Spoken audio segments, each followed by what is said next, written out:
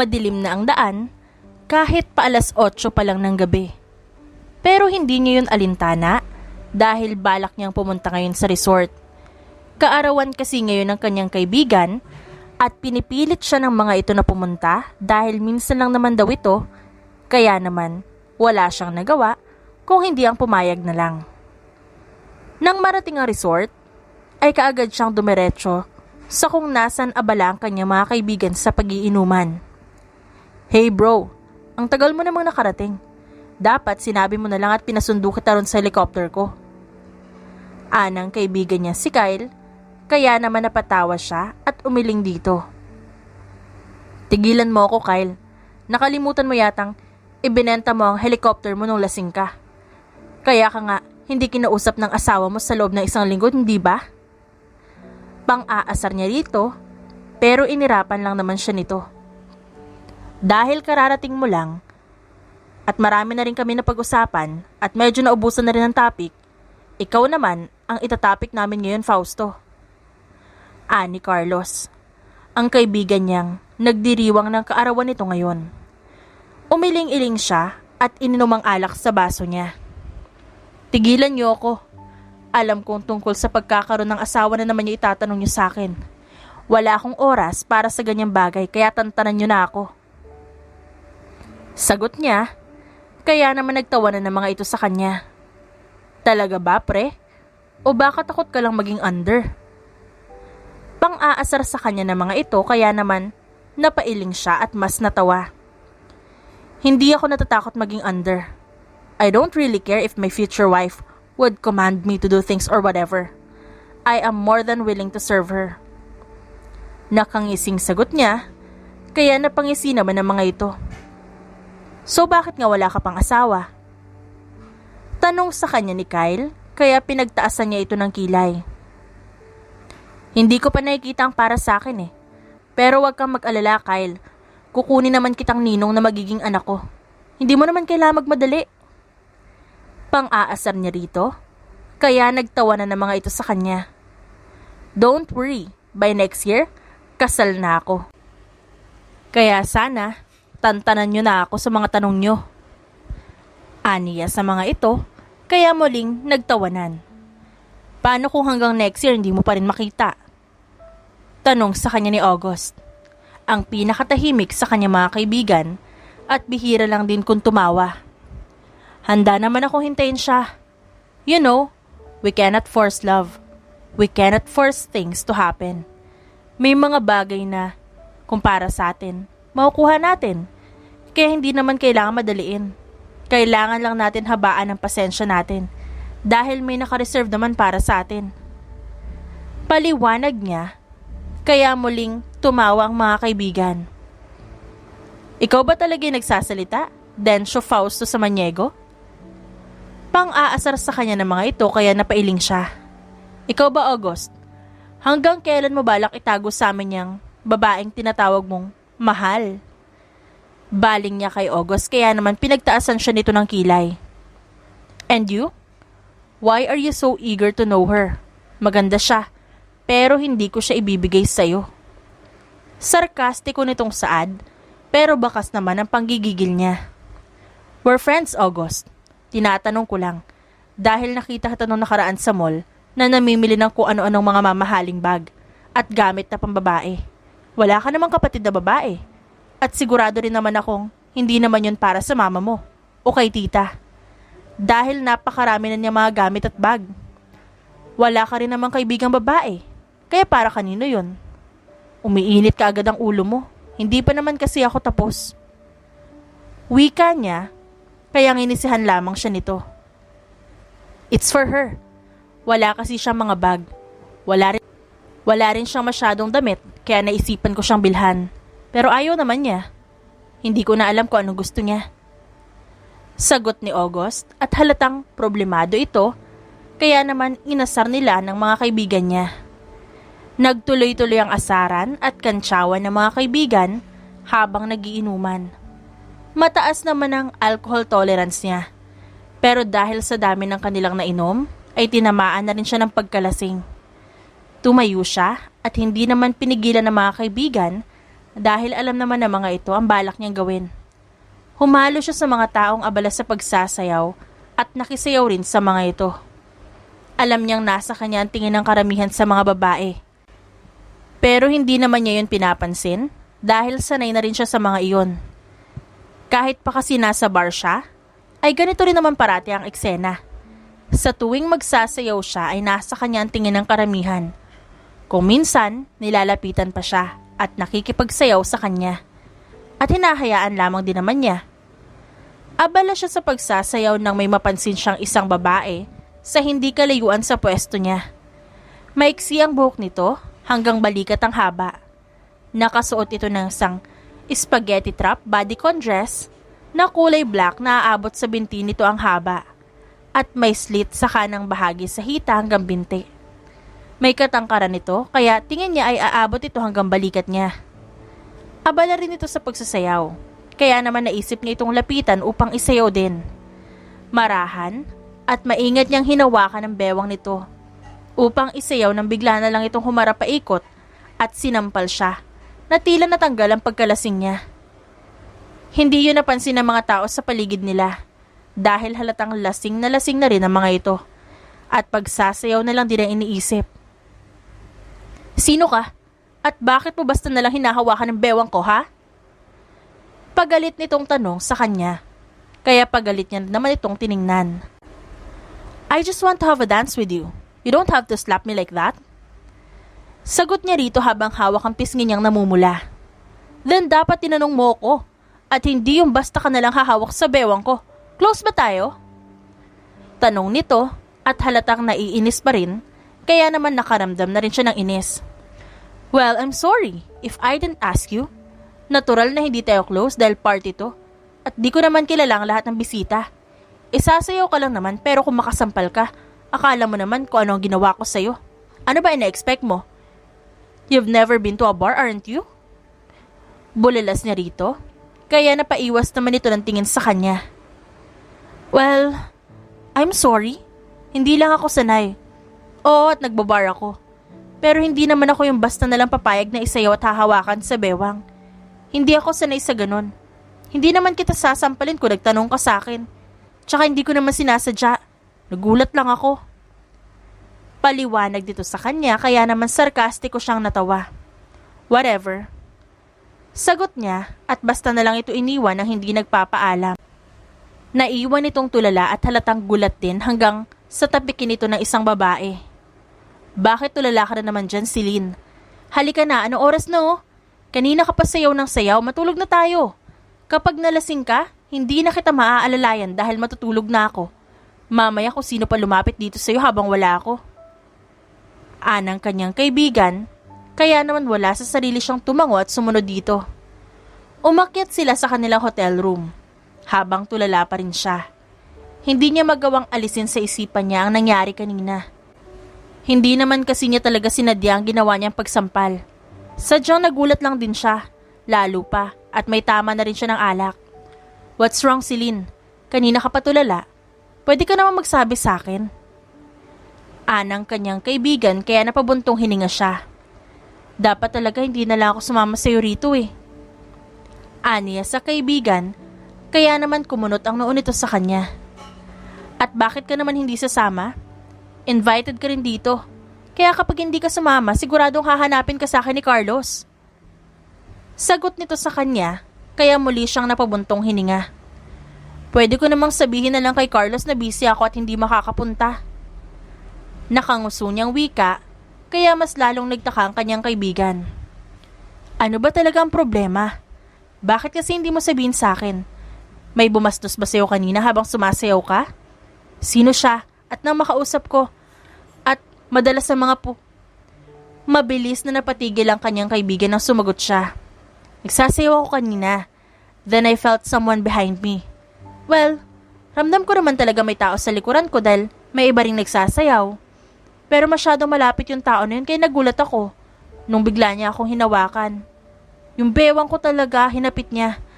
Sa sobrang napahinto siya at napakamot sa kanyang ulo at napasabunot sa buhok. Sa sobrang gulat ko, nasampal ko siya. Pagpapatuloy niya, dahilan para mabitawan ng kaibigan niya ang hawak nitong cellphone. Kaya nga kita sinabihan ako magsasayaw ka ay sasabihin mo sa akin para masamahan kita, di ba? May iba talagang ganun si Lynn. Party to. At kapag nasa sayawan ka, ay may lalapit talaga sa'yo para makipagsayaw. Parang sa mga bar. Hindi mo naman may iwasan. Kaya kung gusto mo magsayaw, pwede ka naman magsabi sa akin. Para masamahan kita. Saad ng kanyang kaibigan, kaya napabugas siya na isang malalim na buntong hininga at napanguso. Nahihiya tuloy akong lumabas. Dahil baka makasalubong ko siya. Kaibigan pa naman yata yun ni Carlos. Kaya mas nakakahiya dahil bisita niya yun. Pero hindi ko naman talaga sinasadya eh. Nagulat lang ako dahil hindi naman ako sanay na basta na lang may nagsasayaw sa akin. Paliwanag niyang muli sa kaibigan kaya pati ito ay napailing din. Ano ba ang itsura ng lalaki na sampal mo? Tanong ng kaibigan niya kaya biglang pumasok sa isip niya ang itsura ng binata. Matangkad siya. Aabot ako hanggang balikat niya lang yata. Matangos ang ilong, maputi. Medyo brown ang buhok niya. Nakasuot ng puting polo shirt tsaka black na short. May suot din siyang relo na silver ang kulay. Halatang mayaman pero parang masungit naman. Pagkukwento niya, kaya kumunot ang noon ng kanyang kaibigan at mabilis na dinampot ang cellphone nito. Lumapit siya rito at tiningnan ko ano ang tinitingnan nito. I-zoom in ito sa isang lalaki na nasa litrato nila Carlos nakapopost lang. Ito ba ang tinutukoy mong lalaki? Siguro naman hindi, di ba? Tanong ng kanyang kaibigan at tila umaasang mali ito na itinuturo sa litrato. Dahan-dahan siyang tumango, kaya tila nandumo naman ang itsura nito. Oo, siya nga yung nasampal ko. Bakit ba parang takot na takot ka naman? Nagsorry at saka nagpaliwanag naman ako sa kanya. Sigurado namang tatanggapin niya na yun at papatawarin niya na ako. Tsaka hindi ko naman talaga sinasadya eh. Aniya sa kaibigan kaya muli naman itong nabitawan ng cellphone. Kilala mo ba ang lalaking yun si Lynn? Si Dencio Fausto Samaniego yun. Isa sa mga kinikilalang billionaire siblings dito sa bansa. 3 sila magkakapatid. Panganay si Damian Felix Samaniego. Sumunod siya. At ang kanilang bunso sa kanilang triplets ay si Felicity Denise Samaniego. Triplets sila na puro mga bilyonaryo at anak ng dating artista na si Darius Tyler Samaniego. Bulalas ng kanyang kaibigan, kaya naman kumunot ang noo niya. At hindi lang sila 3. Actually, there are 4. Pero yung bunso kasi nilang kapatid ay parang low-key lang ang dating. Kaya hindi masyadong kilala ng iba. Pero sa kwento-kwento, ay iyon daw ang pinakamayaman sa kanilang 4. Ganun pa man, 1 bilyonaryo pa rin ang sinampal mo si Lynn. Dagdag pa ng kanyang kaibigan pero napailing lang siya. Ano naman kung ganun? Dahil ba doon, hindi na siya marunong magpatawad ng tao? Pwede naman ako mag-sorry ulit at magpaliwanag sa kanya. Siguro naman ay mabait naman siya. At hindi ko nga rin sinasadya, nagulat lang naman ako. Depensa niya sa kanyang sarili kaya napatampal sa noo ang kanyang kaibigan. Oo nga, at mapapatawad ka naman nun. Pero ikaw, sinampal mo ang 1 bilyonaryo at parang wala lang sa'yo? Hindi makapaniwalang tanong ng kanyang kaibigan. Sandali nga, ba't pa parang sobrang affected ka naman? At isa pa, paano ba naging bilyonaryo at natawag na bilyonaryo ang lalaking yan, ha? Tanong niya sa kaibigan at pinagtaasan nito ng kilay. Dating artista ang ama ng magkakapatid na Samaniego. Ang mama nila ay noong hairstylist daw ng papa nila.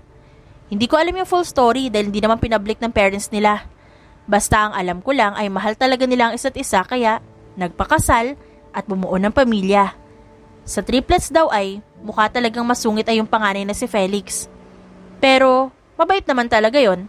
Humble pa na tao kaya marami ring babae nagkakagusto ron eh. Sadyang mailap sa mga babae lalaking yun. Panimula ng kanyang kaibigan kaya naman napatangu-tangu siya. Businessman si Felix at Fausto. Yung bunso naman nilang kapatid na si Denise ay architect. Pero ang sabi ng iba, may mga business din daw yun na hawak. May sarili din kasi yung construction company. Pero ang nangunguna talaga sa magkakapatid na Samaniego ay yung bunso nila na wala talagang nakakakilala. Never yun inilabas sa publiko. Never mo yun makikita sa balita sa TV, magazines at dyaryo.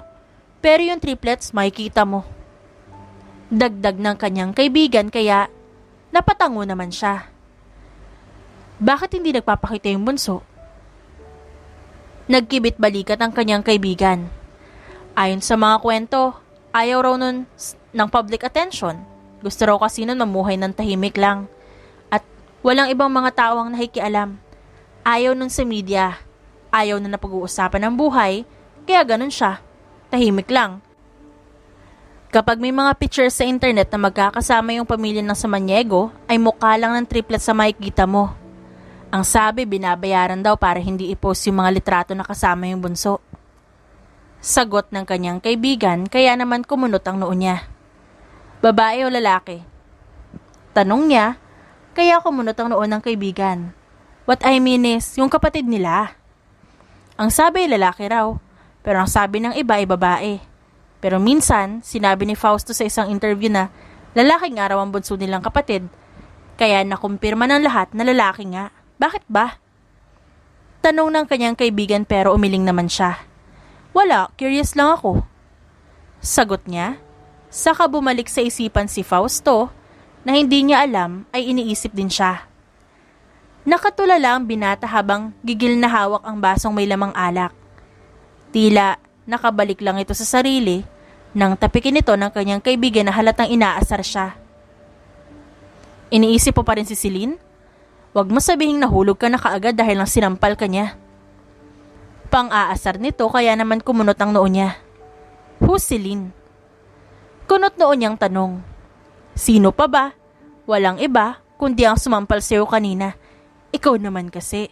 Ba't bigla mo nalang hinawakan? Magugulatin kasi yung kaibigan ko na yun. Minsan niya na yung nagawa sa akin nung kinalabit ko siya bigla. Kaya dapat kung balak mo siyang isayaw, formal mo siyang tanungin. Saad ng kanyang kaibigan kaya napairap siya.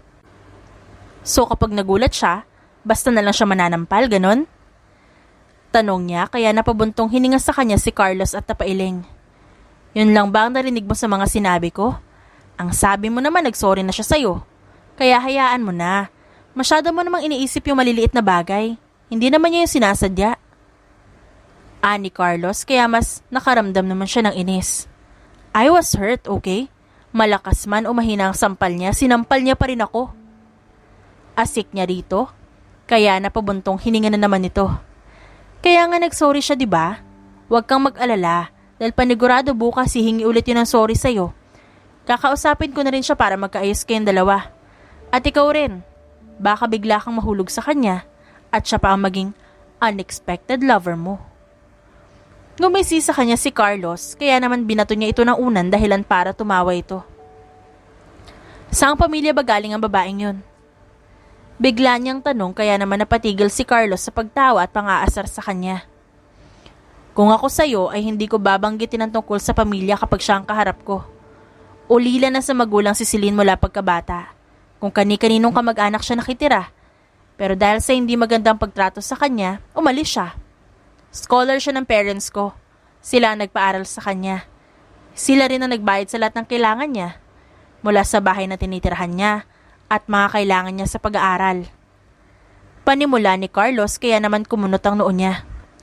Binalak niya mag-working student pero hindi siya pinayagan nila mama at papa. Lahat-lahat ng kailangan niya, sinagot nila. At ang ginawa naman niya para masuklian ng mga yon, nag-aral siya ng mabuti at pag-graduate niya bilang summa cum laude sa college, naging CPA siya. Isang certified public accountant. Sa pagkakatanda ko, ay nakilala siya ng parents ko dahil minsan siyang napunta sa isang orphanage. At doon nila siya nakuha at naisip na tulungan. Dagdag pa ni Carlos, kaya naman unti-unti siyang napatango. Ayaw na ayaw ni Selena na pag-uusapan ng tungkol sa pamilya niya. She's a close friend of mine, Fausto. Parang kapatid ko na rin siya. Dahil bukod sa pagiging scholar ay inampun na rin siya ng mga magulang ko. Sa amin siya tumira noong bata pa siya hanggang sa makapagtapos siya. Sadyang, hindi mo lang siya nakikita kapag pumupunta kayo nun sa bahay dahil sinasabihan ko siya na wag lalabas ng kwarto niya. Pagpapatuloy ni Carlos kaya muli na naman niya itong binato ng unan. At napatawa ito, pero itinuloy naman na ikinukwento. Alam kong may side kang playboy, Fausto. At hindi ko gustong pati si Celine ay paglaruan mo. Kaya hindi ko siya ipinakilala kahit kailan sa kahit sino sa inyo mga kaibigan ko. Hindi ko gusto makitang umiyak ang kapatid ko dahil sa isang lalaki. Pero para masagot ang tanong mo kung saang pamilya siya nanggaling, sa amin. Hindi man namin siya kadugo, ay apelyido namin ang dala niya. Kaya sa amin siya. Maybe not by blood, but by bond. Napabuntong hininga siya at napatingin muli sa kaibigan. Is she in a relationship? Tanong niya, kaya pinagtaasan siya nito ng kilay. Why do you ask?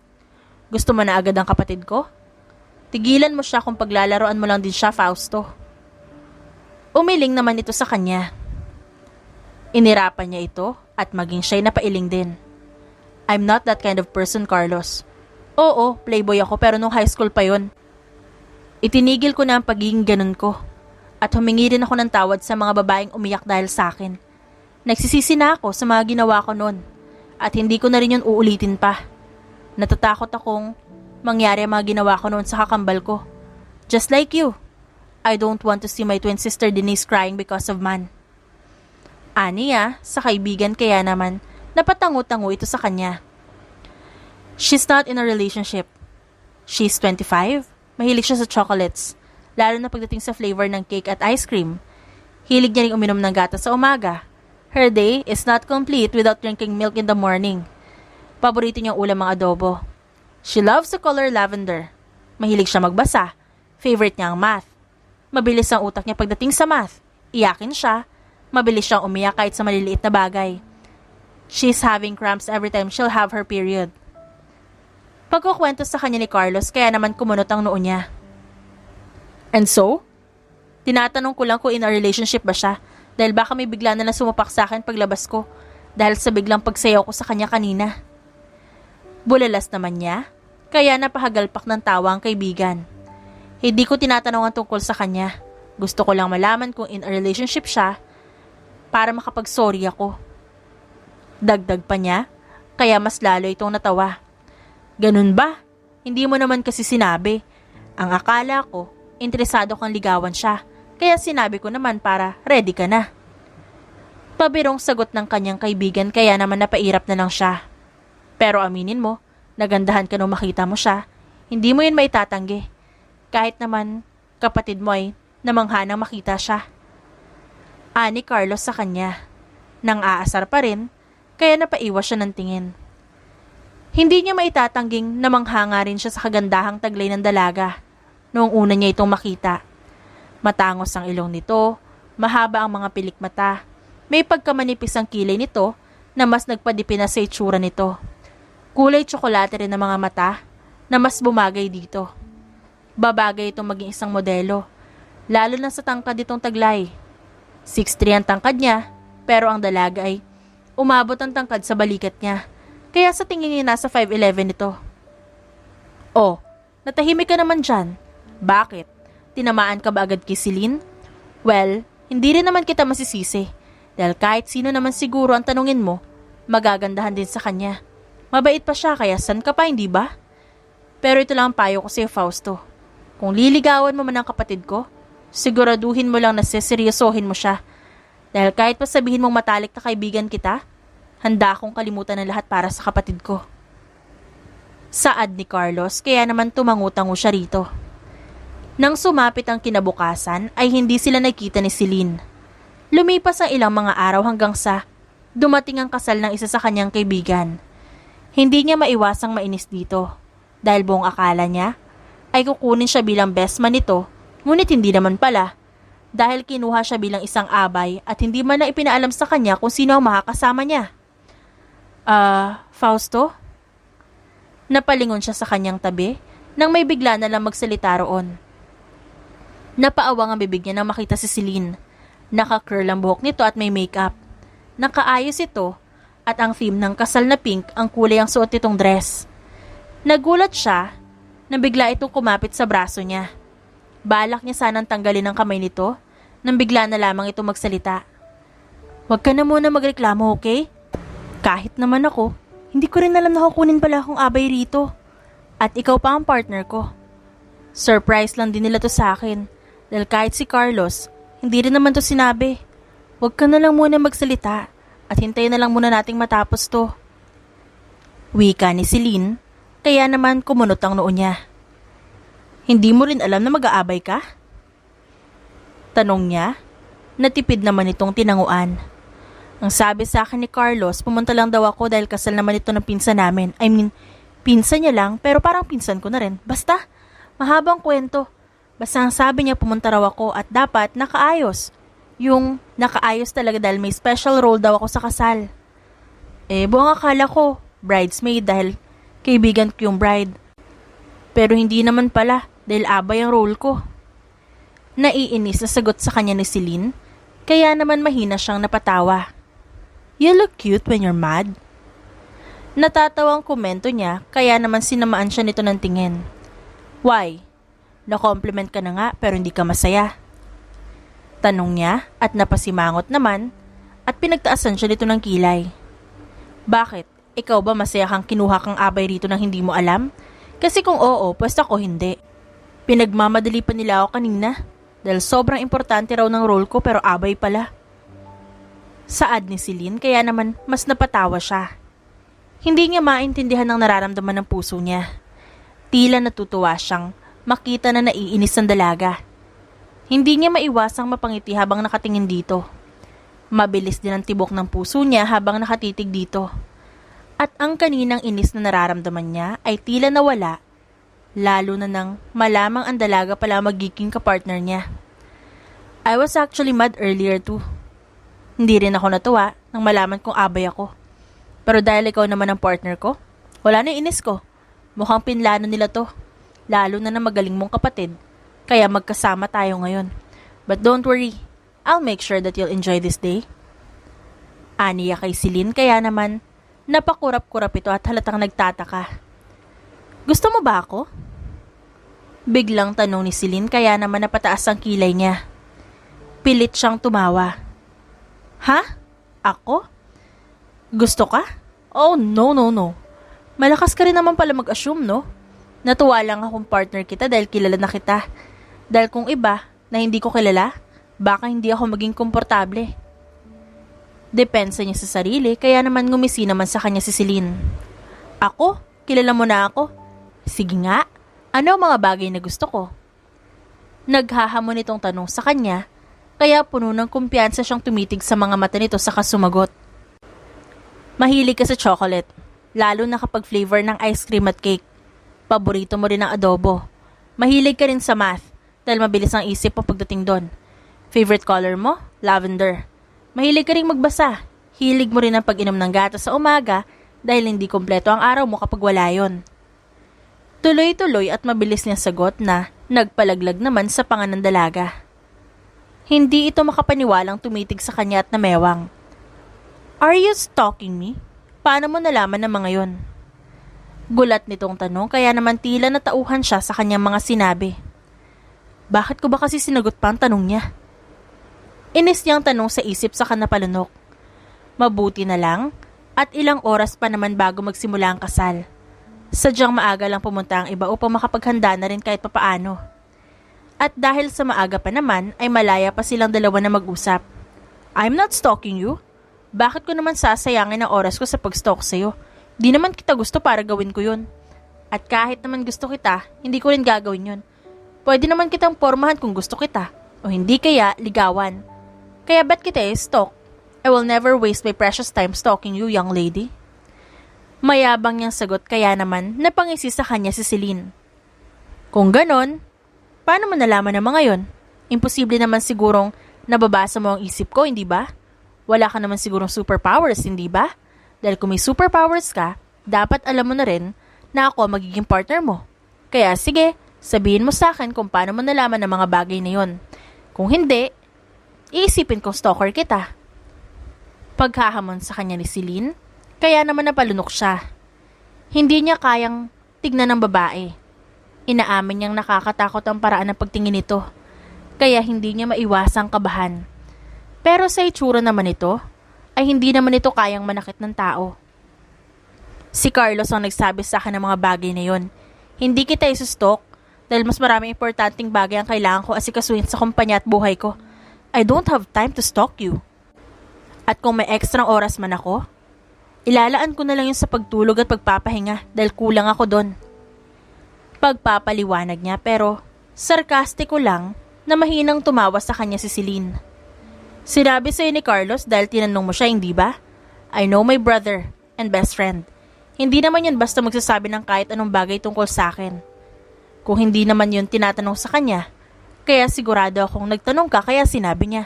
Pero bakit ka naman nagtanong? Curious ka ba tungkol sa akin? Kung ganon, gusto mo nga ako.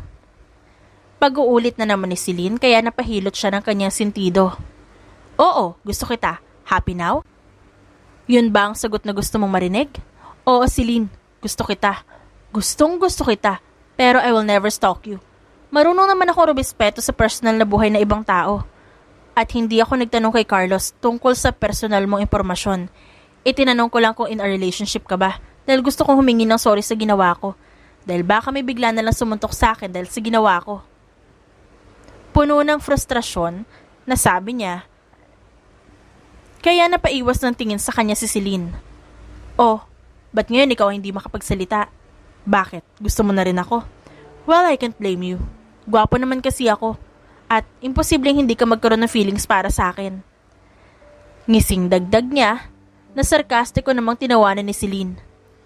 Akala ko ako lang malakas mag-assume. Ikaw rin pala. What makes you think that I like you? Kung gusto mo ako, well ako naman ay hindi. At never kita magugustuhan. Ang lakas mo mag-assume. Sagot ni Celine na nagpagulat naman sa kanya pero kalaunan ay ngumisi siya. Kung sa bagay, sino ba naman ang basta na lang aamin sa crush niya? Syempre itatanggi mo muna, then once we get close with each other, dun ka na aamin. Alam ko na yung ganyang moves, Celine. Hindi mo na yung magagamit sa akin. Nakangising sambit niya habang umiiling-iling. Ang kapal din talaga ng mukha mo. Akala ko malakas ka lang mag-assume pero feeling ka rin pala, no? Kahit gaano ka pa kagwapo, hindi kita gusto. Asik sa kanya ni Celine pero mas ngumisi lang siya. So, inaamin mong gwapo ako.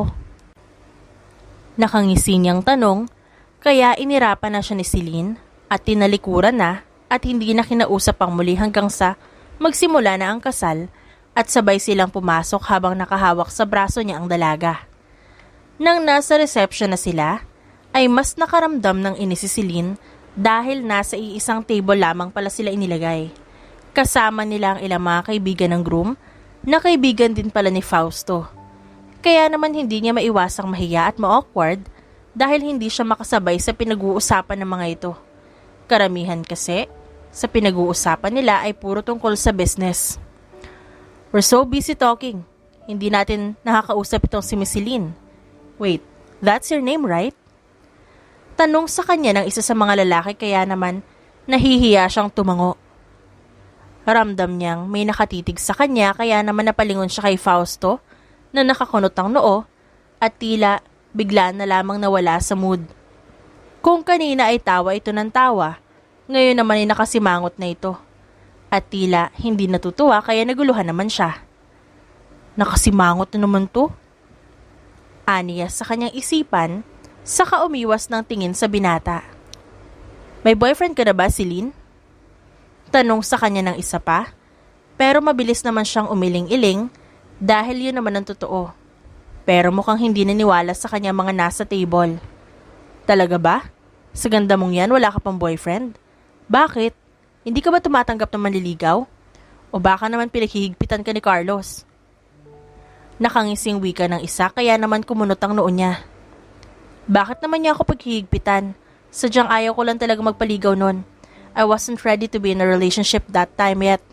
Pakiramdam ko kasi ay masyado pang maaga para sa mga ganong bagay. Gusto ko lang talaga mag-enjoy muna sa buhay. Kaya naman hindi pumasok sa isip ko ang pagpasok sa isang relasyon.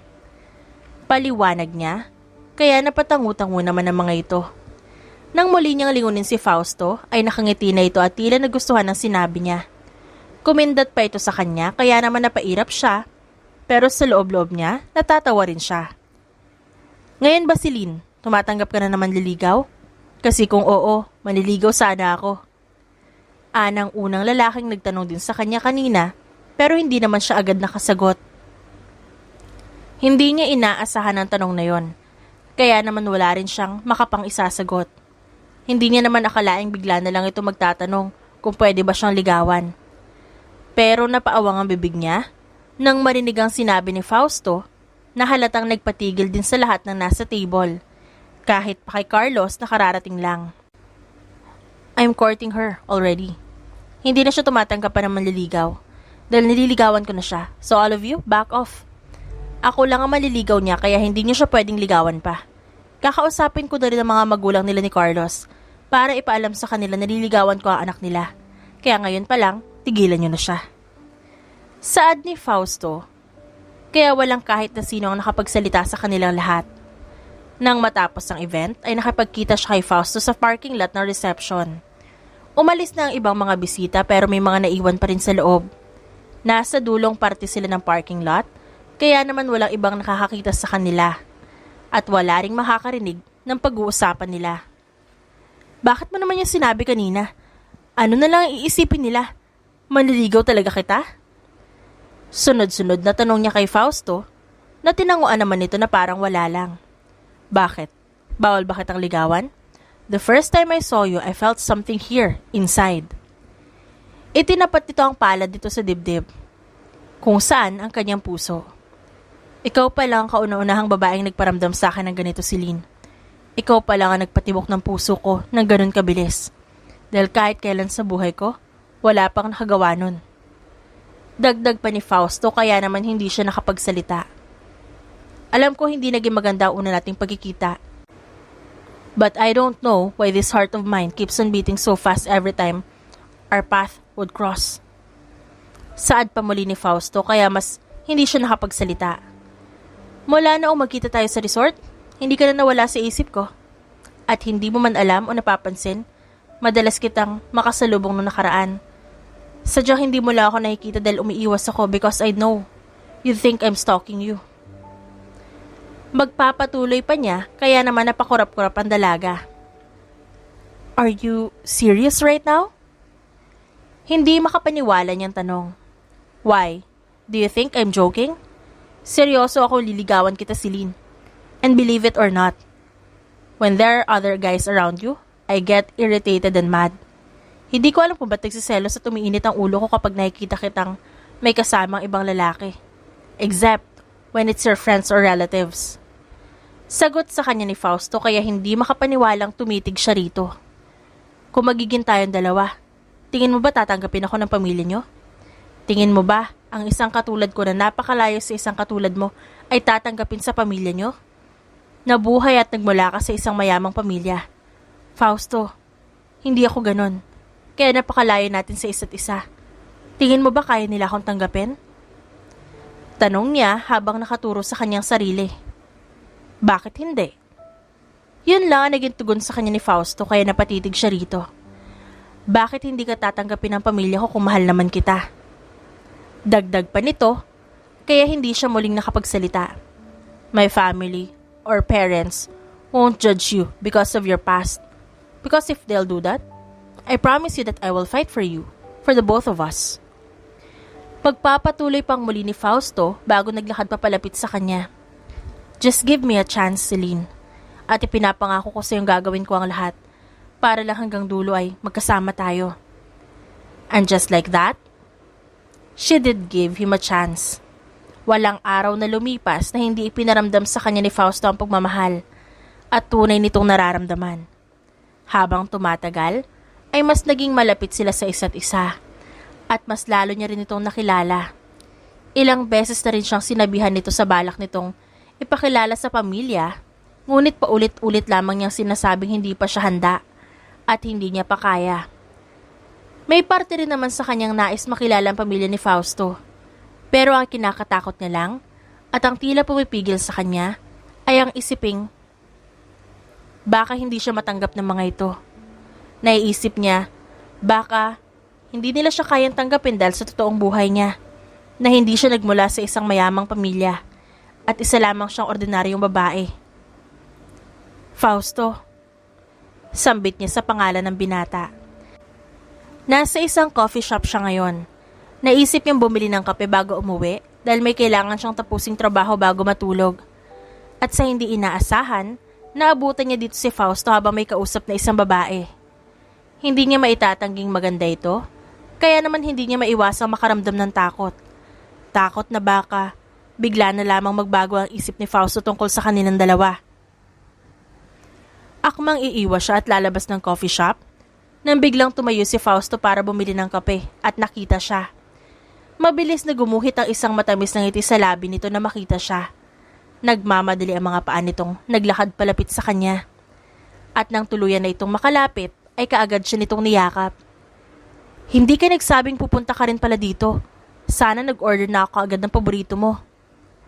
Ani Fausto sa kanya bago ito humiwalay sa pagkakayakap sa kanya. Pinatakan nito na isang halikang noo niya. Di ba dapat nakauwi ka na? Ba't nandito ka pa? It's 9 p.m. already. Saad pa nito kaya uminit ang ulo niya. Ikaw ba? Ba't nandito ka pa ng ganitong oras? Hindi ba dapat nakauwi ka na rin? Nakataas ang kilay niyang tanong. O sakto, ipapakilala kita sa kakambal ko. Let's go! Hinawakan ni Fausto ang kamay niya at iginiya sa table nito. Kung nasaan ang babaeng nakita niyang kasama nito. Denise, this is Celine. She's the woman I'm courting right now. Pagpapakilala nito sa babae. Doon lamang niya na-realize na kamukhang kamukha ito ni Fausto. Hindi niya na siguro yun napansin dahil binalot agad siya ng takot at selos dahil sa nakita. Hindi naman kasi nagsabi sa kanya si Fausto sa kung sino ang taong kikitain nito. Hi, ikaw pala yung kinakwento nito ni Densyo. By the way, I'm Felicity Denise Samaniego Delgado. Pagpapakilala sa kanya ng kakambal ni Fausto na may ngiti sa labi at nakalahad ang kamay sa kanya. Mabilis siyang ngumiti at tinanggap ang kamay nito. Nice to meet you to Denise. I'm Carmela Celine Sanchez. Pagpapakilala niya rin at tinanggap ang kamay nito. Habang kausap ang kakambal ng binata, ay wala siyang ibang naramdaman kung hindi ang pagiging magaan ng kanyang loob. Mabait ito tulad ni Fausto. Kaya naman hindi rin siya nahirapang makalapit dito. Sinabihan din siya nitong pumayag ng ipakilala siya ni Fausto sa mga magulang nila, pero inamin niyang natatakot pa siya. Pero dahil sa pagkumbinsi sa kanya nito, ay kalaunan, pumayag na rin siya.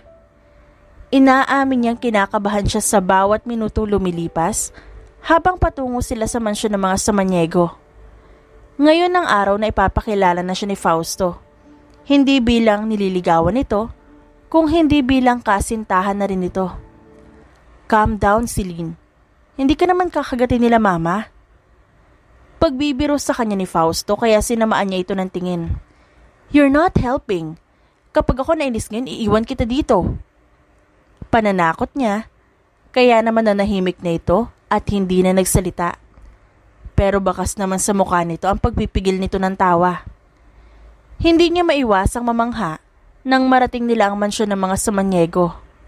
Napakalaki nito at pagpasok sa gate ay may fountain pa sa gitna. May mga puno at iba't ibang uri ng mga tanim na bulaklak. May mga guard sa paligid ng mansyon. May mga naglilinis din sa fountain at nagtitrim sa mga puno. Makikitang alagang-alaga ang lahat dahil sa gandang tingnan ng mga ito. Sumalubong sa kanila ang isang maid nang makapasok sila sa mansyon. Good afternoon po, Miss Celine and Sir Fausto. Ang sabi po nila Ma'am Freya at Sir Darius ay mamaya pa raw po sila makakauwi dahil may kailangan lang daw silang asikasuhin. Pag-iimporma sa kanila nito kaya tumango sila at nagpasalamat. Dinala siya ni Fausto sa sala ng mansyon at ipinaghanda ng merienda. Inililibot niya ang paningin sa paligid. Maraming iba't ibang mga litrato ng pamilya ng Samaniego. Ngunit ang nakakuha ng atensyon niya ay ang pinakamalaking picture frame na nasa sala kung saan kumpleto ang magkakapatid na Samaniego. Siya ba yung bunso niyong kapatid? Tanong niya kay Fausto nang nakabalik ito habang may bitbit na tray na naglalaman ng pagkain. Tumango sa kanya ang binata saka tumabi sa pwesto niya. Si Dylan yan. Dylan Tyler Samaniego. Mamaya, makikita mo rin siya. Busy yan ngayon sa kumpanya, kaya wala pa. Nandito lang yan kapag Sabado at Linggo. Pero kahit sa mga araw na yon, trabaho pa rin ang inaatupag niya. Pero nangako naman siya pupunta siya sa dinner natin mamaya. Gusto rin naman daw na makilala ka niya. Ani Fausto, kaya nanlaki ang mga mata niya. Ako? Gusto niya ako makilala? Hindi makapaniwalang tanong niya ng tipid na tinanguan naman ito. Yes, he wants to meet you personally. Baka isama niya rin daw yung anak niya mamaya para makilala mo rin. Sagot ni Fausto kaya mas nanlaki ang mga mata niya. May anak na siya? Gulat niyang tanong kaya naman nagtataka man ay tumango rin si Fausto sa kanya. Oo, 2 na yung anak niya and kambal. Pero wala ang ina ng mga yon. Basta nalang iniwan kay Dylan yung mga bata noong ipinanganak niya. Di ko rin naman maintindihan sa kapatid kong yan kung ano bang minahal niya ron sa babaeng yun. At hanggang ngayon hinahanap niya pa rin. Naiiling na wika ni Fausto kaya napabuntong hininga naman siya. Siyempre, yun ang ina ng mga anak niya, kaya mahal niya yun. At bilang isang ama, hindi niya gugustuhin lumaki na hindi kompleto ang pamilya ng mga anak niya. Paliwanag niya pero umiling si Fausto. Kung ganon, bakit iniwan na lang sa kanya basta ang mga bata? Nakita ko kung paano nahirapan ng kapatid ko si Lynn. At kung sa pagbalik ng babaeng yon ay pagpapahirap lang din ulit ang ibibigay niya sa kapatid ko, hindi na ako papayag pa. Saad ni Fausto, kaya bumuntong hininga na lang siya at hindi na nakipagtalo pa. Nang dumating ang mga magulang ni Fausto ay mabilis siyang niyakap ng ina nito. Hindi niya inaasahan na ganito ang magiging reaksyon nito sa oras na magkita silang dalawa. Ang nasa isip niya kasi baka hindi siya matanggap nito. Ngunit kabaliktaran naman nun ang nangyari. Pati ang kakambal ni Fausto na si Felix ay may ngiti rin siyang binati at sinalubong. Pati ang bunsong kapatid nitong si Dylan na kanina ay mukhang masungit sa mga litrato ay nakangiti rin ang batiin siya. Napuno ng tawanan at kwentuhan ng hapagkainan nang magsimula silang kumain. Kahit pa kakikilala pa lang nila, ay ramdam agad niya na tanggap siya ng mga ito bilang parte ng pamilya. Hindi masukat ang sayang kanyang nararamdaman dahil sa mainit at masayang pagtanggap sa kanya ng mga ito. Mabilis na naging magaan ang loob niya na kanina ay mabigat nang makilala niya ang mga ito ng tuluyan. Hihiramin ko muna ang girlfriend mo. Kami muna mag-uusap at kayo muna ng papa mo. Anang ina ni Fausto bago ito kumapit sa braso niya na nagpatawa naman sa kanya. Nakita niya kasi ang biglaang pagsimangot ni Fausto nang marinig ang sinabi ng ina. Baka sa mukha nito na nais itong sumama. Pero dahil sa paraan ng pagtingin ng ina nito, ay wala na itong nagawa kundi ang sumang-ayon na lang at hayaan silang dalawa. Dinala siya ng ina ni Fausto sa garden ng mansyon ng mga ito. Naupo sila sa ilalim ng isang puno, may isapin doon na pang picnic, may wine at isang maliit na box. Iginiya siya paupo ng ina ng binata, sa kanito kinuha ang maliit na kahon. Ito ang regalo ko sa iyo, iha. Ito ang kwintas na natanggap ko noong kaarawan ko. Matagal na rin to sa akin nung pinanganak ko yata si Dylan. Nung natanggap ko ito sa Tito Darius mo. Sabi niya sa akin, ay pamana ko raw sa magiging unang daughter-in-law ko, kaya sa iyo ko ibibigay. Sa susunod kong magiging daughter-in-law naman yung bracelet ko. Wika ng ina ni Darius. Bago inilabas ang isang kwintas na may design na apelyido na Samaniego. Salamat po. Nahihiya niyang sambit bago tingnan ang kwintas ng ina na siyang mismo pang nagsuot sa kanya. Walang anuman. Alam mo bang napakatagal na kitang gustong makilala? Pero kapag sinasabi ko yun kay Fausto ay sinasabi naman niya na hindi ka pa raw handa at natatakot ka.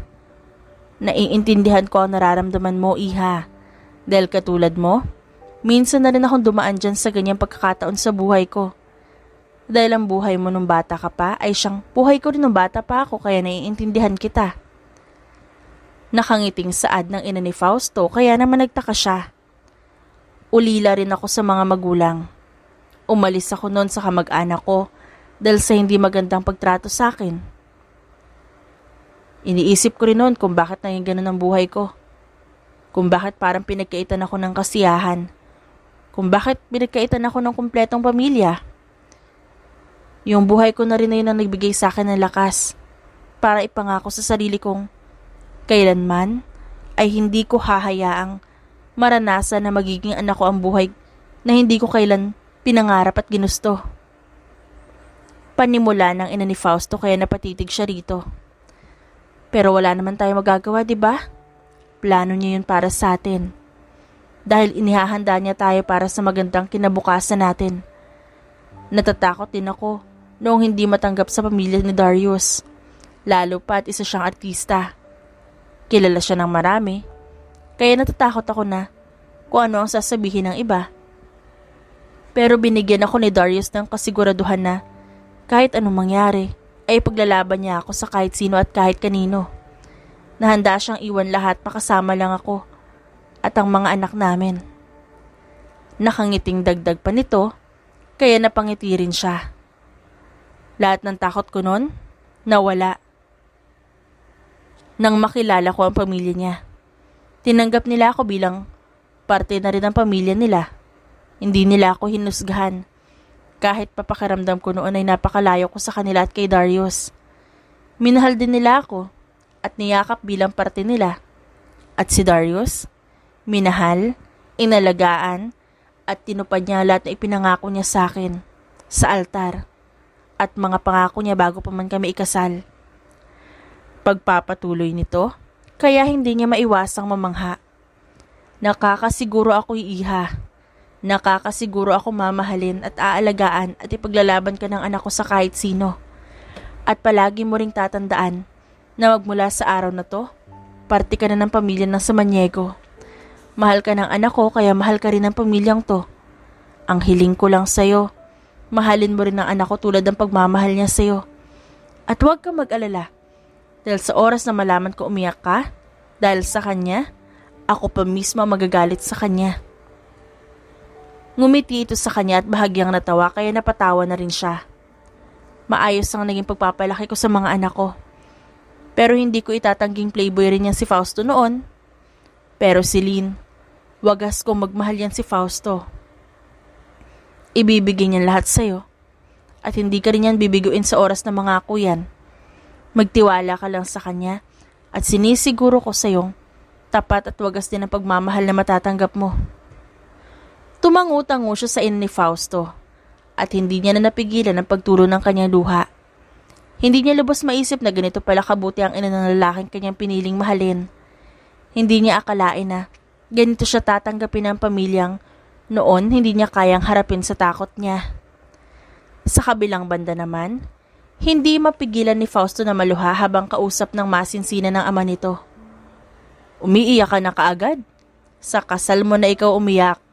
Masyado pang maaga para sa mga luha, Densyo Fausto. Ang paalala ko lang sa'yo bilang ama mo ay mahalin mo ang babaeng kasintahan mo. At siguraduhin mo lang na hindi mo paglalaroan ang nararamdaman niya. Palagi mong tatandaan na hindi mapapantayan ng kahit anong kayamanan sa mundong to ang taong tatanggap at magmamahal sa'yo kung sino ka. Saad ng kanyang ama, kaya tumangutango naman siya. Kahit pagaano kalaki ang halaga ng pera at kung ano-ano pang mga yaman, ay hindi nun mapapantayan ng halaga ng taong mahal na mahal ka. Kaya pahalagahan mo rin siya at mahalin ka tulad ng pagmamahal niya sa'yo. At manatili ka sa tabi niya. Kahit pang nasa punto kayo ng buhay kung saan pareho kayong nahihirapan. Hindi mo siya dapat iwan. Dahil siya dapat ang maging lakas mo. At siya rin dapat ang maging pahinga mo sa tuwing mararamdaman mo ang pagod. Dagdag pa ng kanyang ama, kaya tumangutango siyang muli. Nakikita ko mabuting tao si Celine at alam ko minsan kang naging playboy. Mabilis niyang pinuto lang sasabihin ng kanyang ama, kaya napatawa ito. That was a long time ago pa. Kahit na, naging playboy ka pa rin, Fausto. But I'm proud of you, anak. Proud na proud kami ng mama mo sa mga narating mo sa buhay at sa mga pagbabagong ginawa mo sa sarili mo. You've grown up a lot. I'm very proud of you, son. I really am. Napangiti na lang siya at yumakap sa ama. 5 buwan na lumipas at ikinasal na sila ni Celine At habang tumatagal ay mas nagiging masaya at maayos ang kanilang pagsasama. Kahit pagaano sila kabisi sa trabaho, ay sinisiguro nilang may nailalaan pa rin silang oras sa isa't isa. May mga oras na sila ay nagkakaroon ng tampuhan tulad na lang ngayon.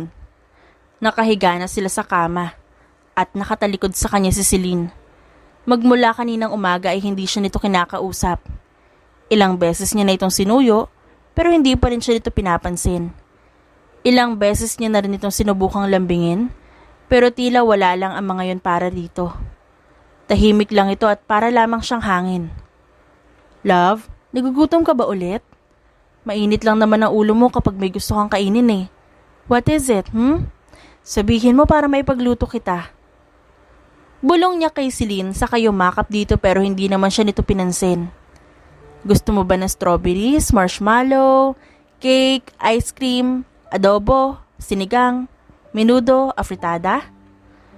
Sunod-sunod niyang tanong pero wala naman siyang nakuhang sagot. Gusto mo bang kantahan kita ng favorite song mo? Tanong niya pang muli pero wala pa rin itong naririnig.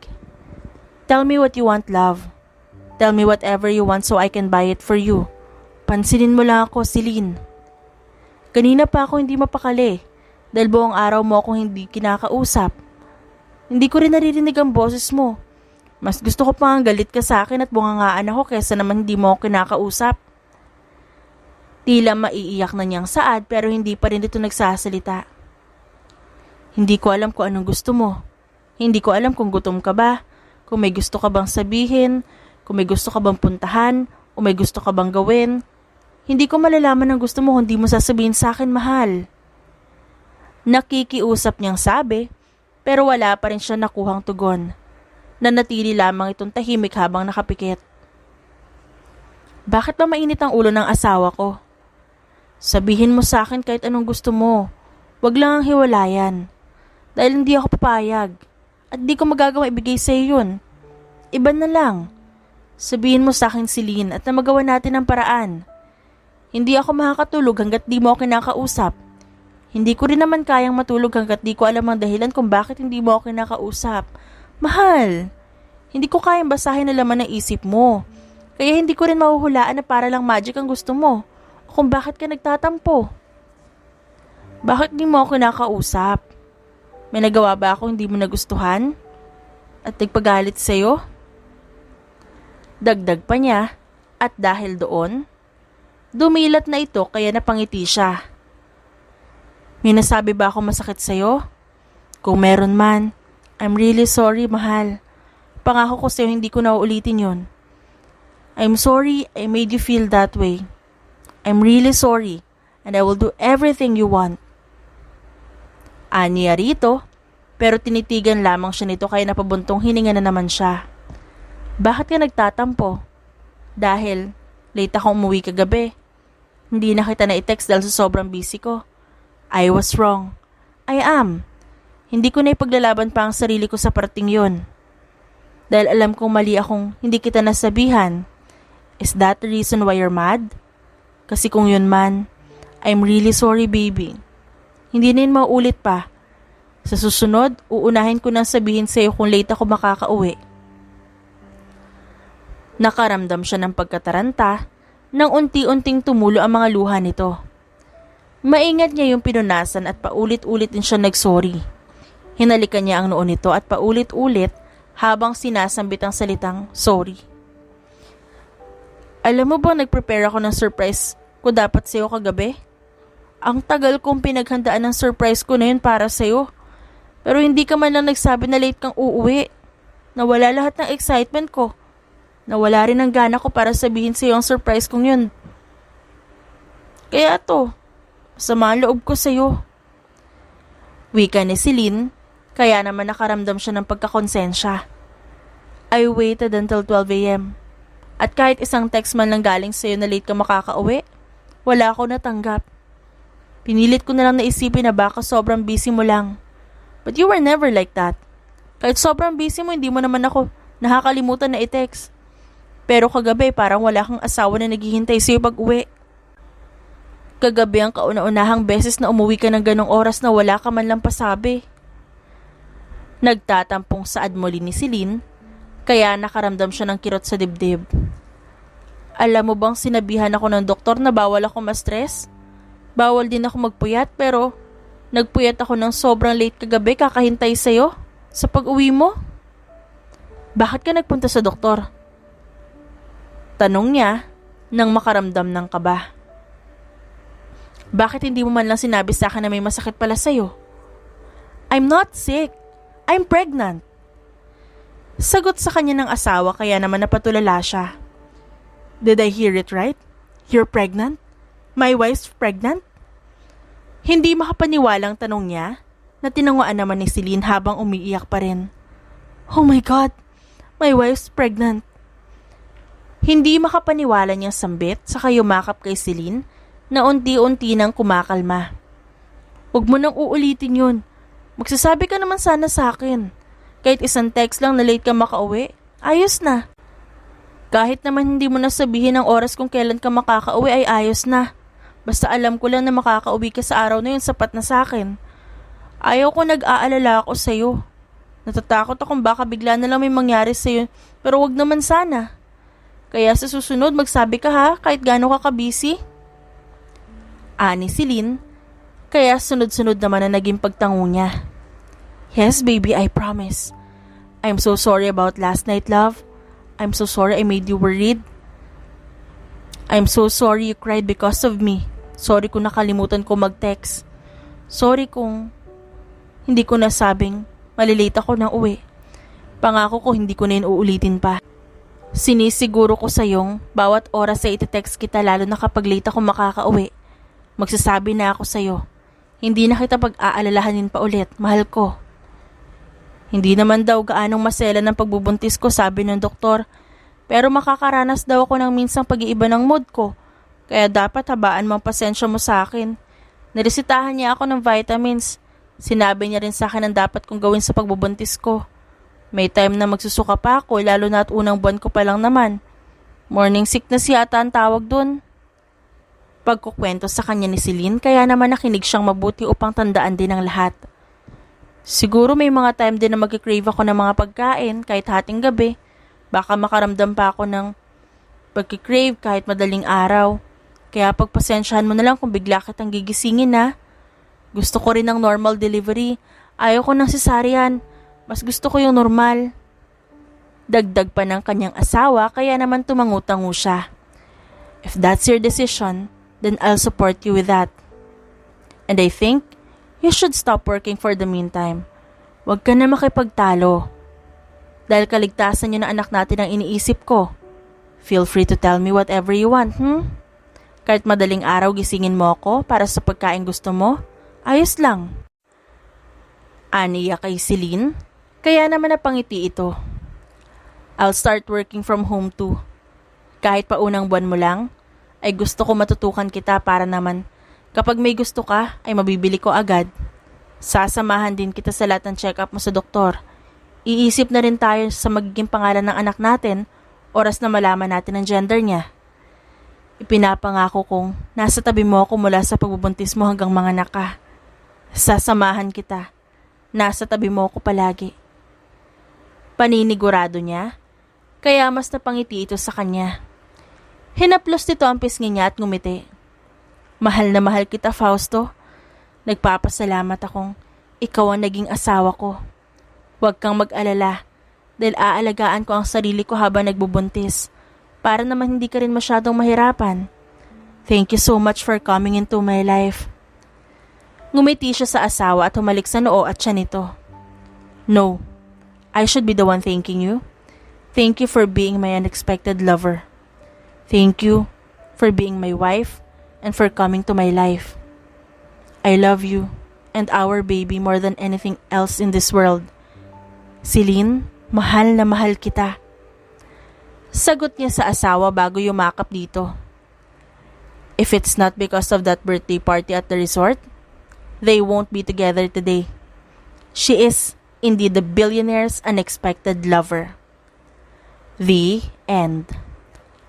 At dyan nagtatapos ang ating kwentong pinamagatang The Billionaire's Unexpected Lover. Written by Sky. Dearest friends and avid listeners, don't forget to like our videos and subscribe to our channel for more wonderful stories. Mula sa aming main channel, Randall Tagalog Love Stories, and for our second channel, Miss R Stories, lubos po naming pinasasalamatan ang inyong suporta at pagtangkilik sa aming mga likang istorya. Ingat po kayong lahat and have a good day everyone. Paalam!